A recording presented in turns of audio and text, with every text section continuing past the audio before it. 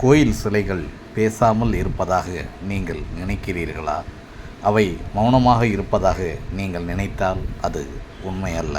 அது தமிழனின் தொன்மையான நாகரிகத்தை, பழமையான பாரம்பரியத்தை, ஆயிரம் ஆண்டுகளுக்கு முன்பு நாம் வாழ்ந்த கலாச்சாரத்தை, பண்பாட்டை அவை சொல்லிக்கொண்டுதான் இருக்கின்றன. அவை பேசும் மௌன மொழிகள் உங்கள் காதுகளுக்கு விழாமல் இருக்கலாம். ஆனால் கருத்துக்கு அது நிறைவு தராமல் இருக்க முடியுமா?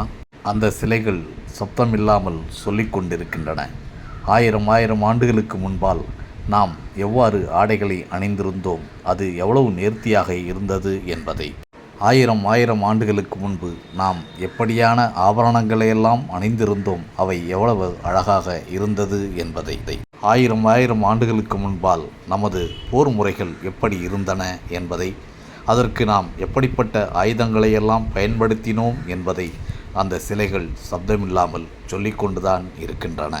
அவை நமது தொன்மையின் பெருமையை சொல்லிக்கொண்டே இருக்கின்றன, சப்தமில்லாமல். அது நமக்கு புரிகிறதா, இல்லையா?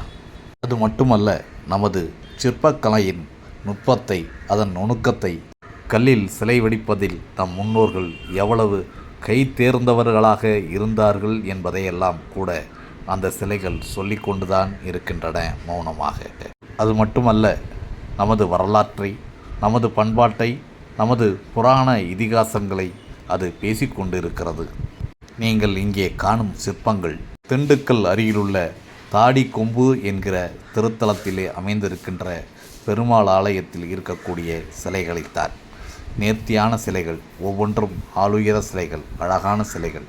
அவை நம் கருத்தையும் கவனத்தையும் ஒருங்கே கவர்ந்து இழுப்பதாக இருக்கின்றன.